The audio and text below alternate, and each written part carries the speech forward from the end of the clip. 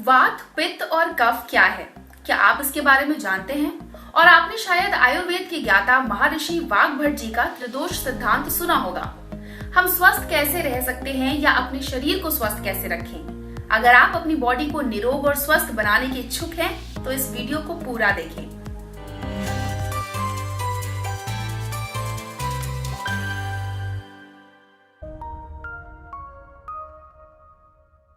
Life wings में आपका स्वागत है। मैं हूं आस्था।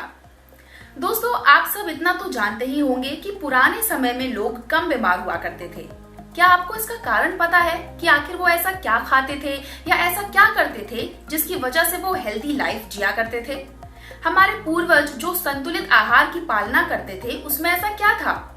राजीव दीक्षित जी और डॉक्टर विश्वरूप रॉय चौधरी जी ने भी यही कहा है कि भारत के पहले समय में डायबिटीज, थायराइड, ब्लड प्रेशर, मानसिक बीमारी और कैंसर जैसी बीमारी ना के बराबर हुआ करती थी और वो 100 से भी ज्यादा वर्ष तक जिया करते थे। लेकिन आज के इस मेडिकल साइंस के युग में इतनी मेडिकल फैसिलिटीज होने के बावजूद भी हर दूसरे व्यक्ति को ब्लड प्रेशर, डायबिटीज, थायराइड आदि बीमारियों ने जकड़ा हुआ है। आखिर इसके पीछे क्या कारण थे? वो हेल्दी लाइफ कैसे जीते थे? उनका बैलेंस्ड डाइट प्लान क्या था? तो चलिए हम जानते हैं कि हमारे बुजुर्ग कैसे इतना लंबा और स्वस्थ जीवन जिया करते थे। हमारे बुजुर्ग बहुत ही सरल जीवन जीते थे। वो अपने शरीर के ऊर्जावान त्रिदोष को नियंत्रित रखते थे, जिनको हम सब वात, पित्त और कफ के नाम से जानते हैं।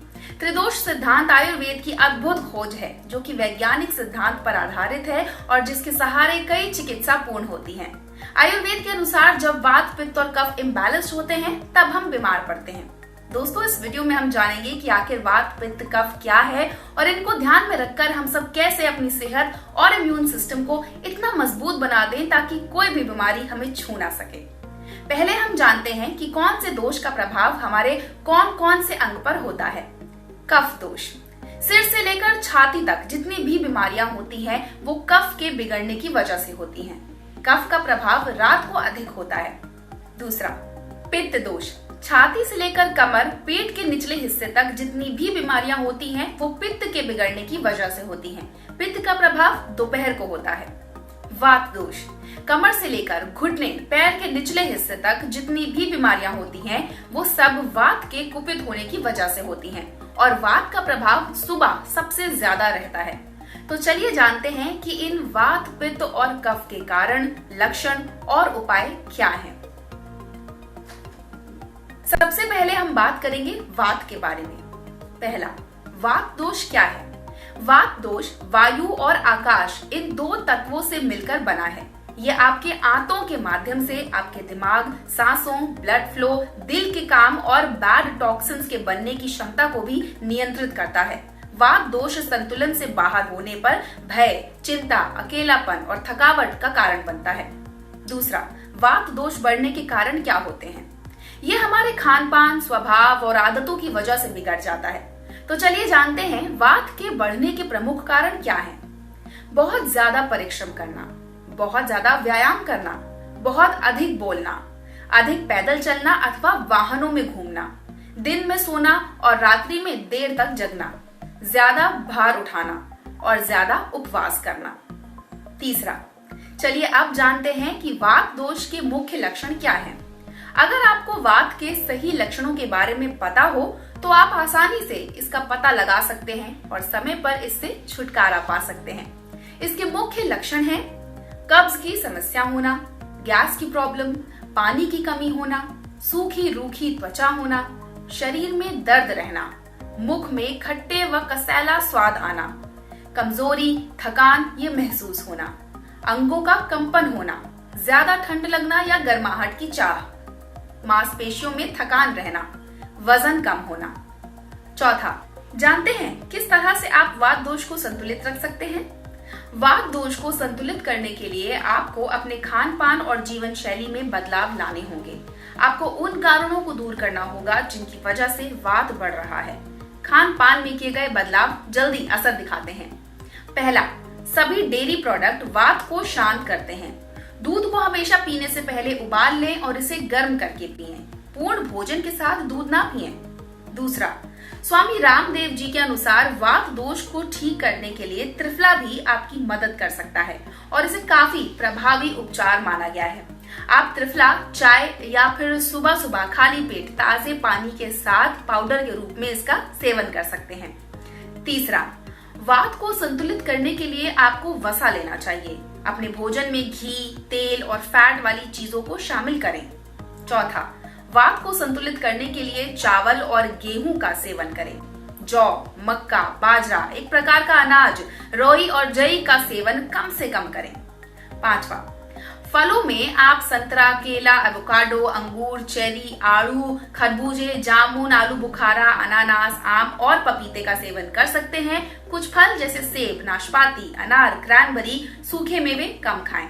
छठा, चुकंदर, खीरे, गाजर, शकरकंदी अच्छी सब्जियां हैं, इनका नियमित सेवन करें। सातवां, cold coffee, black T, green tea, फलों के जूस आदि ना पिएं।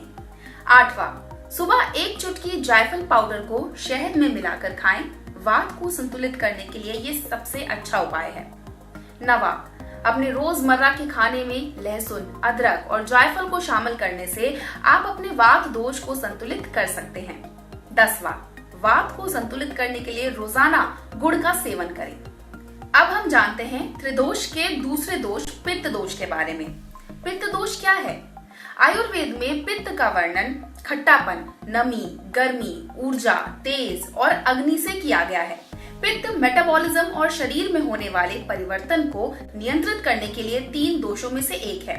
ये नियंत्रित करता है कि हम खाद्य पदार्थों को कैसे पचाते हैं।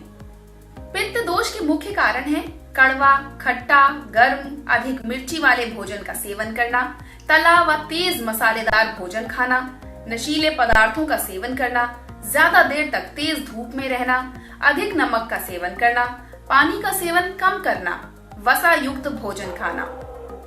पित्त के सामान्य लक्षण इस प्रकार हैं: अधिक भूख प्यास, सीने में जलन, एसिडिटी, आंखें, हाथों व तलवों में जलन, त्वचा में दाने, मुहासे, फुंसी, निराशा, पित्त की उल्टी, सिर दर्द, जी मचलाना, दस्त की समस्या, मुख में कड़वा स्वाद, ज्यादा गर्मी लगना। चौथा, आप जानते हैं कि पित्त दोष का उपचार और संतुलित रखने के लिए इसे क्या उपाय करने चाहिए। पहला, दूध, मक्खन और घी, ये तीनों ही पित्त को शांत करते हैं। दूसरा, हमेशा सुबह खाली पेट 2 गिलास गुनगुना पानी पिएं। तीसरा, जीरा एक एंटी एसिड के रूप में काम करता है। भुने हुए जीरे का पाउडर बनाकर खाना खाने के बाद 1 गिलास पानी में मिलाकर पी लें। चौथा, आंवला स्वाभाविक रूप से पित्त को शांत करता है। आप दिन में 1 आंवला फल खा सकते हैं। आंवला पित्त, एसिड रिफ्लक्स और एसिडिटी को कम करता है। राजीव दीक्षित जी ने कहा है कि अजवाइन जो है पित्त नाशक, आप अपने दिन के खाने में अजवाइन का उपयोग कर सकते हैं क्योंकि दिन के समय में पित्त बढ़ता है। छठा, हींग का सेवन करना बहुत फायदेमंद है। हींग खाने से पित्त की समस्या से छुटकारा मिल सकता है। सातवां, पित्त दोष को संतुलित रखने के लिए नियमित रूप से 2 से 3 तुलसी के पत्ते चबाने से पित्त की समस्या दूर हो जाती है।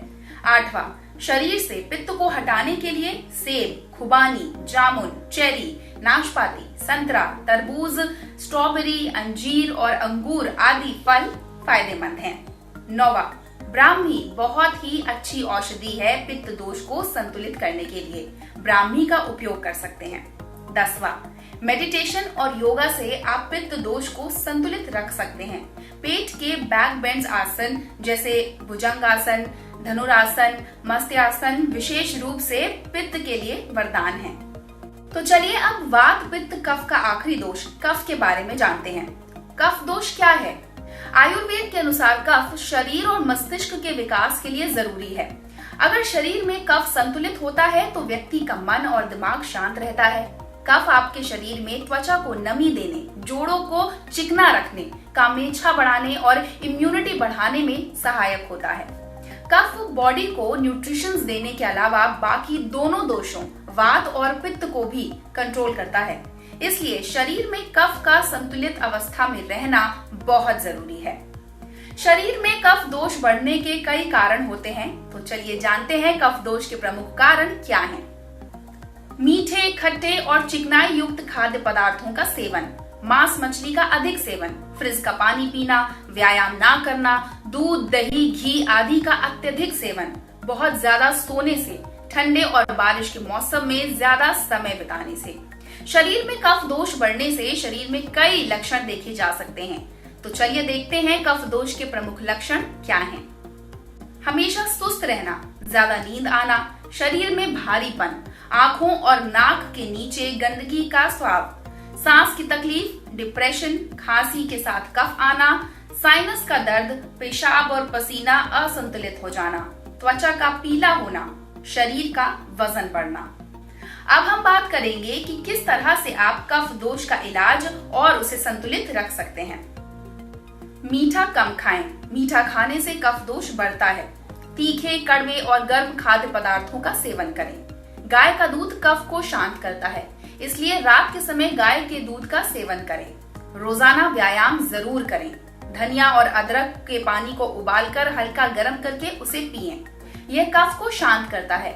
कम वसा यानी लो फैट डाइट वाला भोजन करें। दिन की नींद से बचें। आप उबली या कच्ची सब्जियां, पके फल, अनाज जैसे जई, राई और जौ, बाजरा, शहद और कुछ स्ट्रॉन्ग स्पाइसेस जैसे काली मिर्च, इलायची, लौंग, सरसों और हल्दी आदि का सेवन भी कर सकते हैं। वात पित्त कफ एक्सपर्ट डॉक्टर धनवंतरी त्यागी के अनुसार कफ दोष वालों को अपने दैनिक आहार में वसा, दूध और चावल से बचना चाहिए, लेकिन कभी कभी इनका सेवन कर सकते हैं। दोस्तों, अगर आप इन त्रिदोषों को अच्छे से समझ जाएं और अपनी रोजमर्रा जीवन में इन नियमों का पालन करें तो डेफिनेटली आप कई रोगों से बचाव करके एक लंबा और खुशहाल जीवन जी सकते हैं। अगर वीडियो अच्छा और इन्फॉर्मेटिव लगा हो तो लाइक और शेयर जरूर करें। अगर कोई फीडबैक या सजेशन है तो कमेंट करके जरूर बताएं।